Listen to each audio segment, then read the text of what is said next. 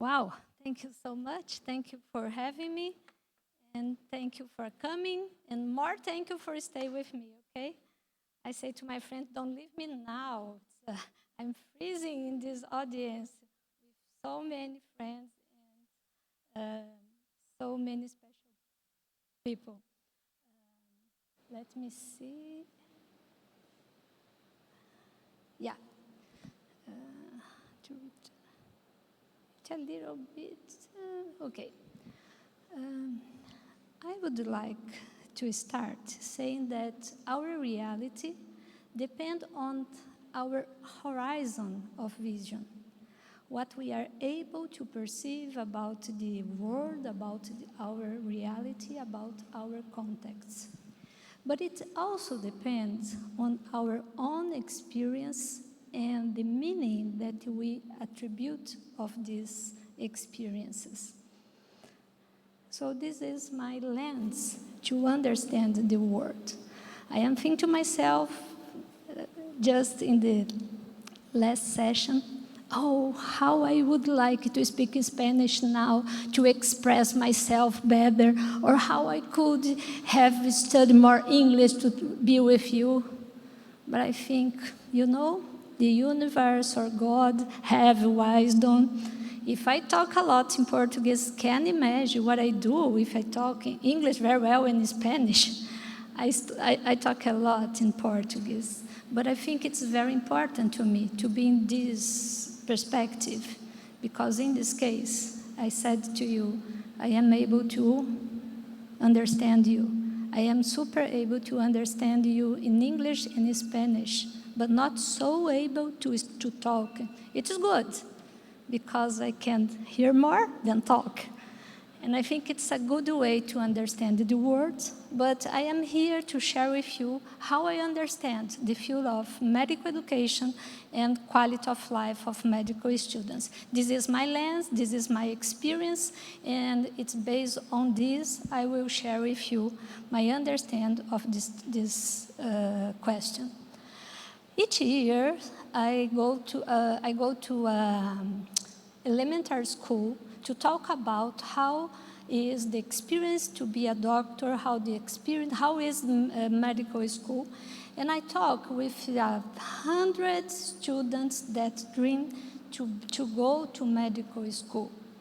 Can you imagine the energy into this room? Can you imagine how many dreams I can feel from these guys? Eventually, some of them became my students, and I could follow them during the medical schools. The question is that when they arrive in medical school, they are super happy. Their dreams come true, but suddenly the feeling change. It's not only in the Brazilian medical school, but also in the most important and bigger institution around the world. Sam Shore said that after some time, even the Harvard medical students started to complain. Can you guess how many times they need to start to complain? What do you think? After how many times the feeling of happiness disappears and the students are worried about their training? 3 months? What? 1 week? One more? 1 month? No. 15 days. 2 weeks. 2 weeks is enough to start complaining. Is medical school the way that you or they imagine it would be? I am very worried about it. I heard, you heard also Carmen say, the monster of medical school. Oh, I'm afraid of this. How I can't think about medical school as a monster that hurt our students. You know the problem? The problem is that you and me, we are the medical school. And what we do could be haunt at least some of our students. Medical training requires changes in lifestyle that may impact students' well-being and health. It is very good published in the literature. Some students have more difficulty to adapt and eventually became sick in medical training. And I ask you, do you know any students with anxiety? Please raise your hand if you know someone like this with anxiety. Almost every student be anxiety, at least in the test period. But do you know any student that is struggling with depression? Yes. And maybe unfortunately, like me, that work in this field, you know students that took off their own lives sadly. Maybe you know or heard about some students that has so sick that miss their own lives. Why does a system designed to teach people how to care for others sometimes want those learning within it? Why? What we are doing to hurt our students? This is my research questions. I studied for 2 decades this subject, and I published a lot with my group. I didn't do it by myself. I have a group. I have many teachers. I have very good colleagues, and together we were able to build a field of knowledge about quality of life, education environment, and faculty happiness, and hard competence, okay, not soft competence. We have a lot to share with you, with the world, with our government, to make better decisions about how medical education should be. Today, I would like to talk with you and share some synthesis about this result. Not all the results, but if you want to have a deep understanding about it, I can share with you all these. It's more than 20 scientific article now, and I would like to say to you that this synthesize I will dedicate to my teacher, Lorelei, here. It's my honor you are here, my mentor in Karolinska Institute. For me, it's a really honor to have you here.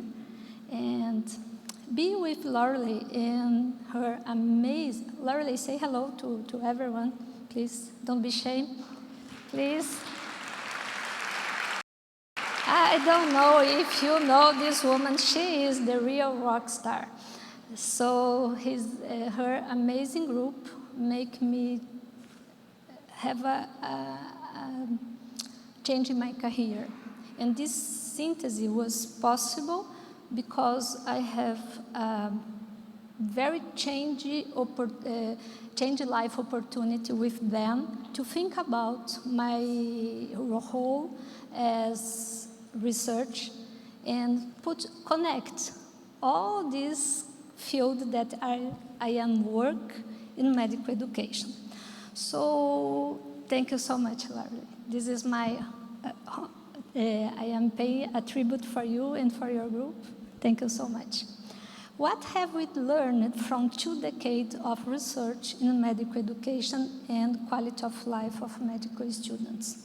I am thinking about everything I produce with my group in this field, and I divided it in 4 phases and 4 steps.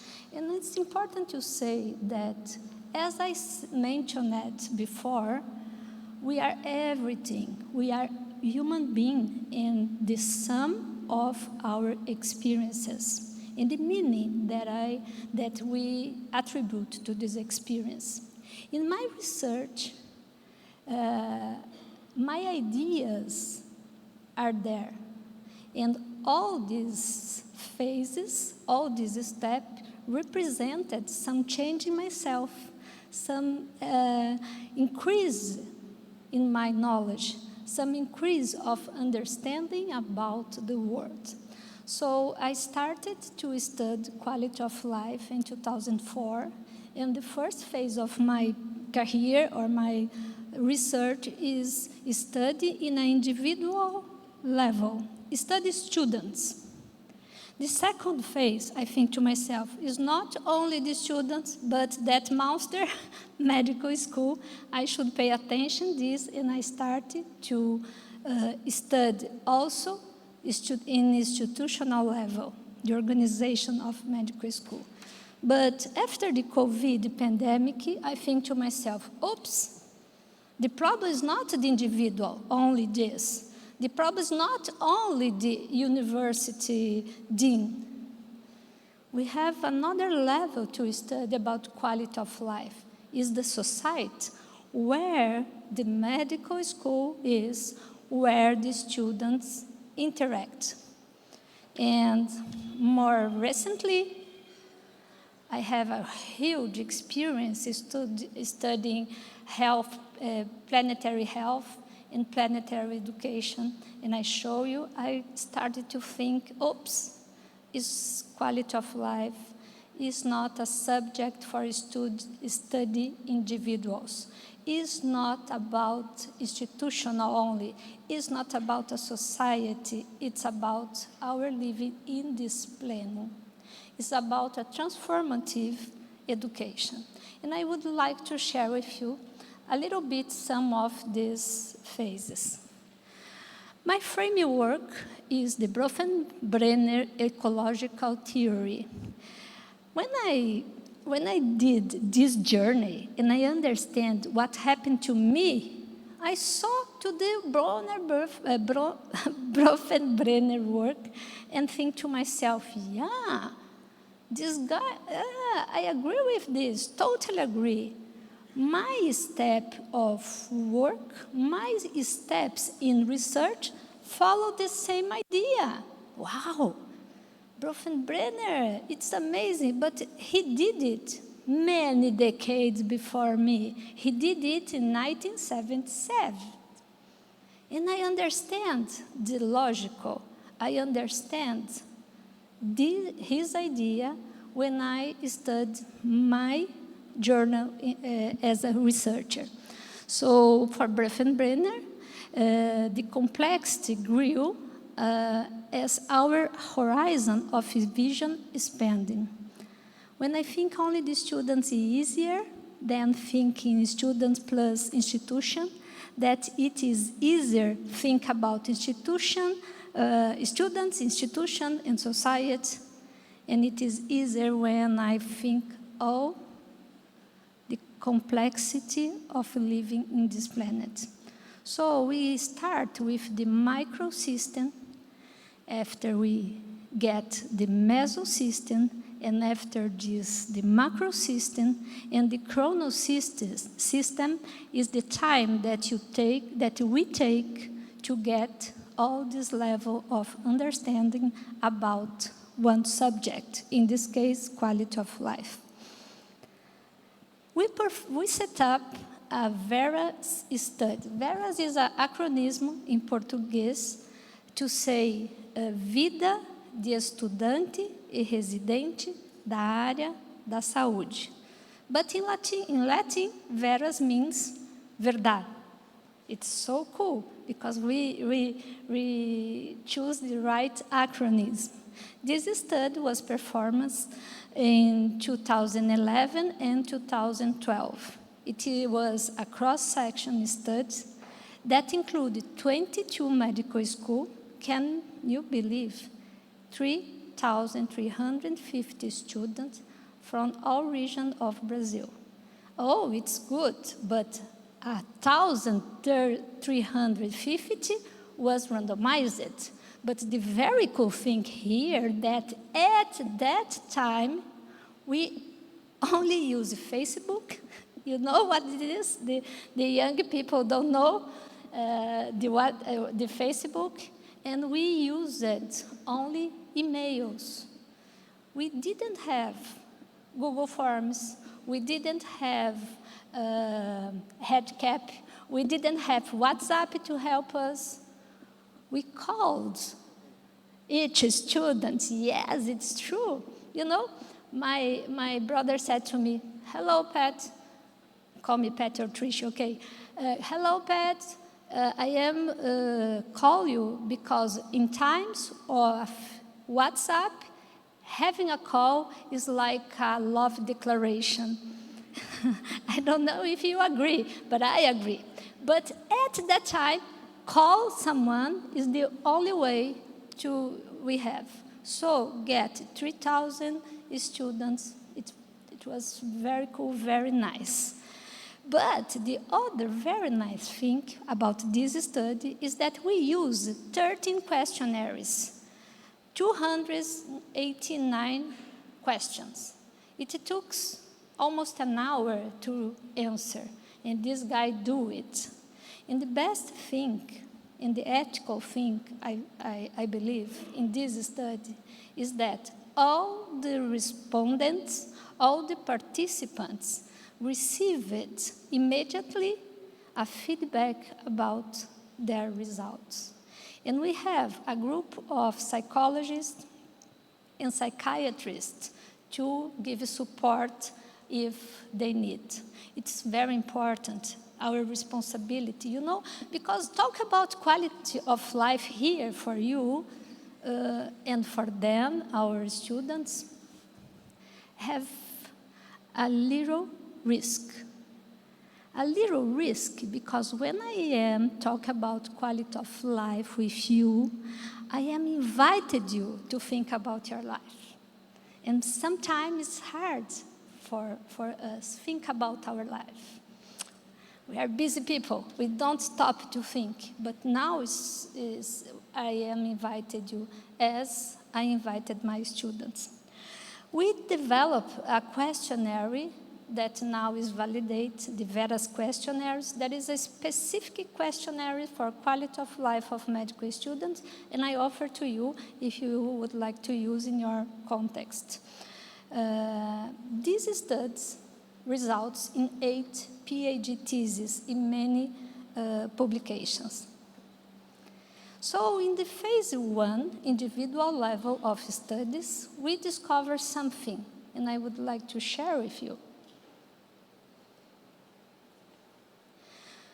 We use the framework by World Health Organization that established that quality of life is a perception of one's positions in life within the context of the culture and value system in which one lives, and in relations to one's goals, expectations, and standards. Because of this, it's difficult to measure quality of life, because what is quality for me, maybe there is for you. It's different for you. And my level of expectation or desires could be different of yours. And my level of resilience is also different of yours level. So it's a very complex study to develop.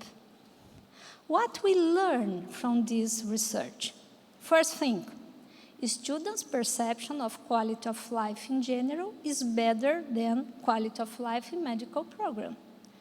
Think about your quality of life.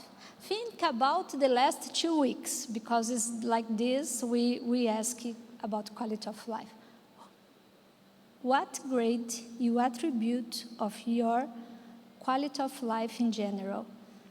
From 0 to 10, okay? Did you think about? And now think about what grade you attribute to quality of life in your work. Is the same one? Is better? Is lower grade? In our study, the average grade was 6 or 5 for medical students. And the worst thing is that when we asked to residents, the average grade was 5. It's better than the students. The perspective is better. But when we study faculty and teachers, they attribute very high grades. They see themselves as a happier people. Yes, people, it's easy to understand. Those didn't like the medical school, didn't desire to be a teacher, drop out before my research. So the faculty that stay in the university, they were happier than the students. Women have more anxiety and depression symptoms than men in medical program. Yes, we are different. Maybe we suffer more, or our expectation about a good life could be different. Resilience is associated to quality of life and better perception of medical program. It's good, but it put my students in a place that he or her should be a hero. Very superpower resilience to resist, to deal with the challenges in medical education. The average DREAM score, the perception about the environment in medical school, in Brazil has lower scores than in North Global. And more. 46% of our students had pathological scores of daytime sleepiness, and they are higher in women. And the fun thing about this data is that the half of these students with pathological scores, when we ask them, tell me about your sleep, the answer was, very good, thank you. They didn't awareness about the quality of their sleep. Lack of free time is one of the students' main concerns. There are no difference between students from private and public medical school. Students from medical school located in smaller cities and coastal region reported better quality of life and better perception about the educational environment. Students from minority groups report lower quality of life scores. And finally, there is a dose-response association between physical activity and quality of life. Wow, it's a lot. This study reminds publication for many years because we have a sea of data, but eventually some of this evidence will use it to convince our government to make better laws, to put this kind of words in our guidelines for medical education. There is also a law that will voted next month about how is important or obligating medical school has a service of psychological support for our students. I am very happy about it. I'm very honored because when we see this, we can understand the purpose of our research, make this kind of data transform the society, transform our practices in medical education. Students with a higher level of resilience reported better quality of life. Yes, we study it, we believe in it, but let's talk about students' resilience. And we start study resilience, how to learn, how to teach, how to assessment the resilience of our students. And we start the phase 2 because we realize that it's not enough take care of students. They need a good environment. it's important to have individual empowerment, but it's important also take care of the environment. And like this, we started the second phase of our study. And we start to study the responsibility of medical school in support students, in make for them the best environment to their flourish. And we start to discuss with our dean and deans around the country what intervention, what could we do to have the better environment in medical education. At that time, we know that the medical student has the worst quality of life. We know that they have the higher level of anxiety and depression symptoms compared to their peers in the same age in the other graduation courses. And we published some studies about institutional resilience. We stop talking about only the individual level, the resilience of these or these students, but we start thinking to a more large view, think about how to transform the resilience, how to transform medical education in a resilience field. And we start the second study, VERAS. That time, we think about a longitudinal study, not a cross-section. You choose only 2 medical schools in Brazil, and we work with 300 students to have a deeper understanding of their lives. And we follow up them for 2 years in one school and for 7 years in another. We have 100 students in follow-up for 7 years. Studied their resilience, their academic grades, their happiness, their activities, their nutrition, all aspects of their lives. And this study results in 5 PhD theses. This study was just published. It's about nutrition in students, in medical students in Brazil, and something that we could learn from this is that students with better nutrition habits have had better scores of quality of life domains, psychological, social relationship, and environment. And this guy with better nutrition habits as also associate with more physical activity, or we need to think as a system. The other study during 7 years show that when you have mentorship, when the students have someone to supervise them, to help them to reflect, to help them to understand the context, to be around them, they had lower grades of anxiety and high level of resilience. Here we have a very nice thing to show you. All the study about resilience failed to show that resilience increased during the medical course.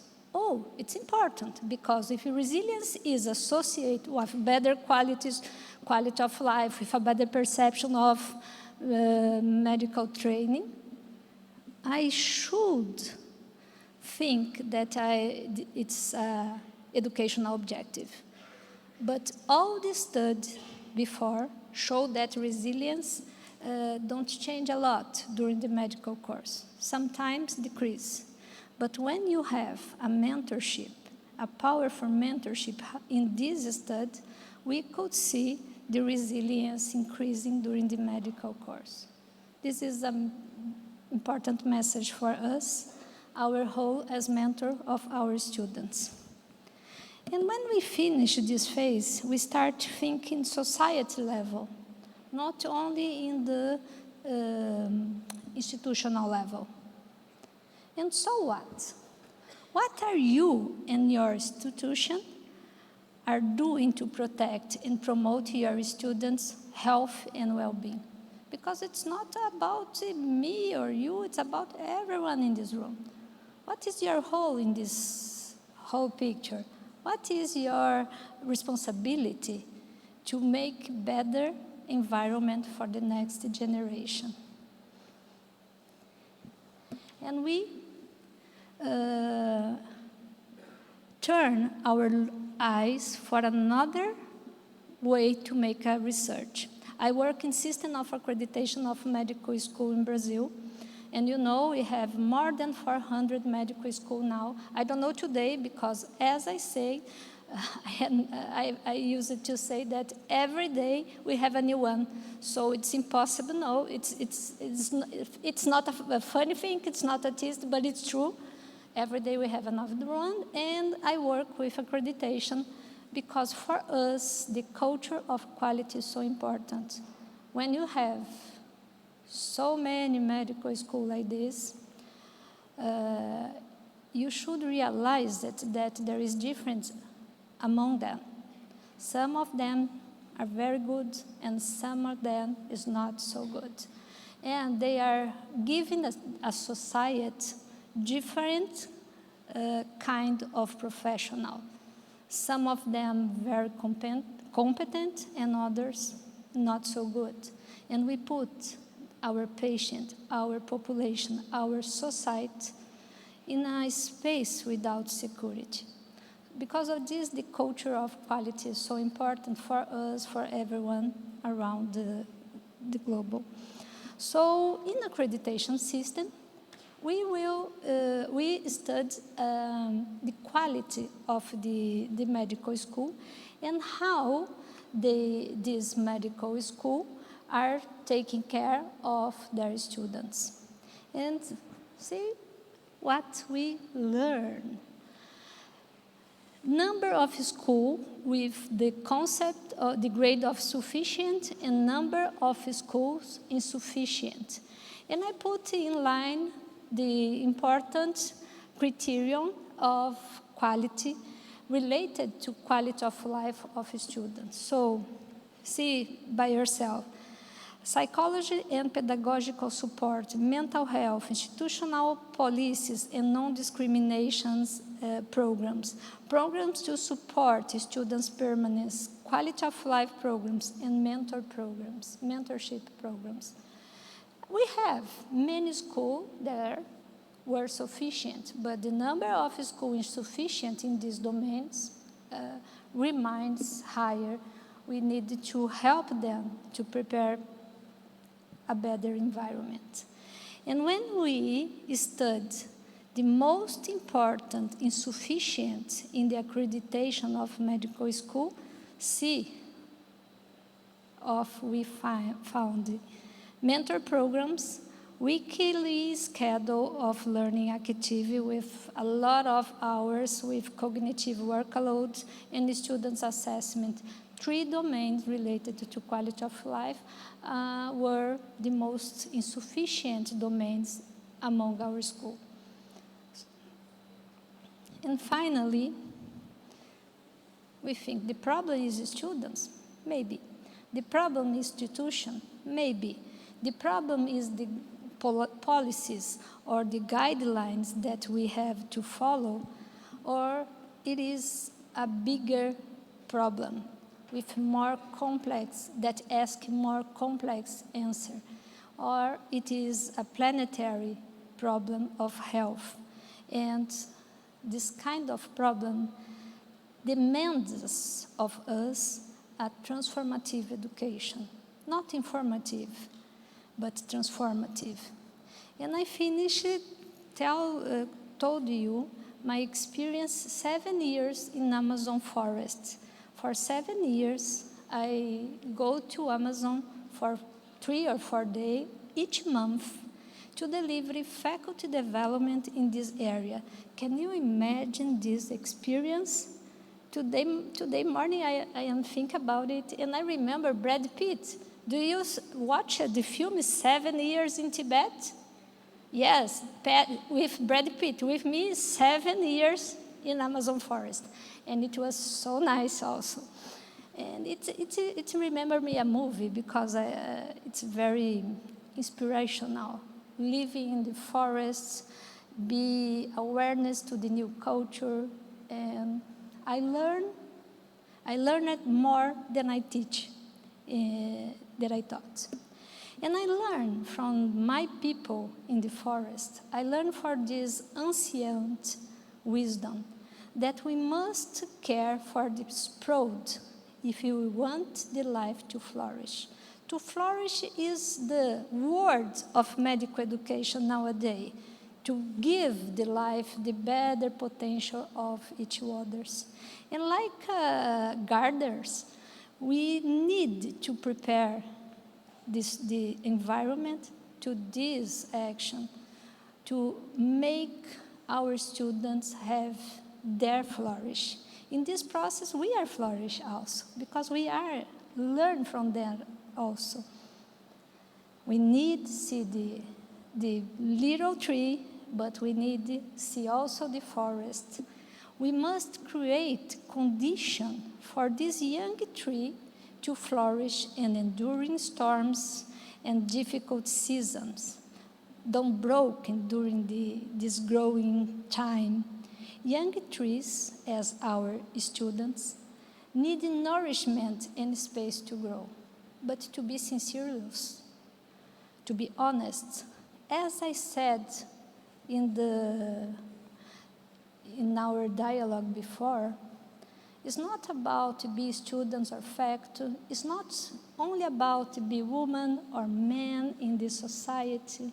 It's about to be human being. Because you and I, as our students, we need space to grow.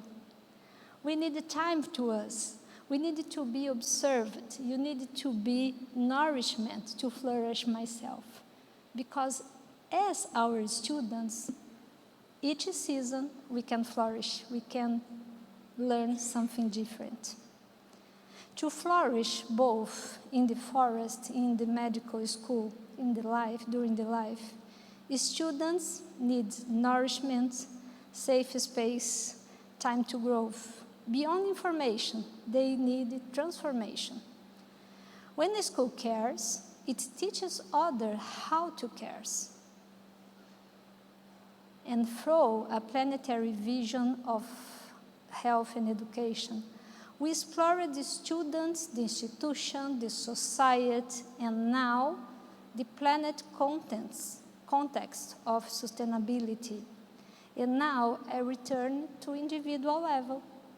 I did all this journey, individual, institutional, government, policies, planetary, and I return to you as a student, to you as a faculty, to you as a dean, what you will do to transform the system, what you could do now. Because sometimes we can do everything, but a little thing I know we can do every day. Because I really believe to care others, we must teach.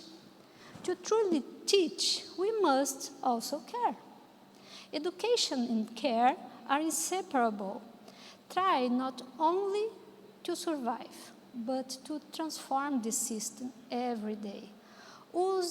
Use all your skills, creativity, courage, and humanity to do it. Every day, we have the opportunity to teach and to learn from one another. Our ethical responsibility and purpose are to educate everyone. It is possible all the time in our lives.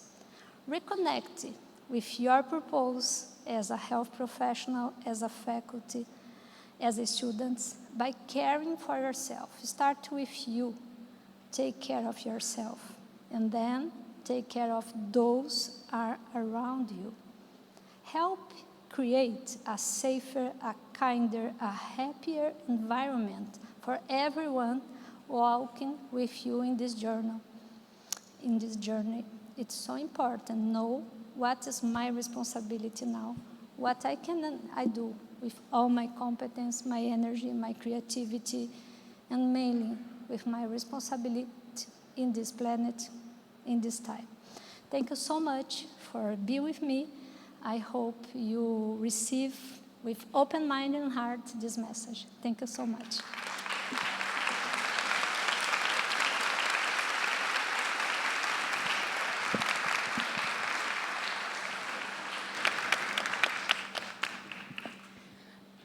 Thank you very much, Dr. Tempski, and muchas gracias. Le vamos a entregar un reconocimiento por su plática y gracias por acompañarnos. Un aplauso, por favor.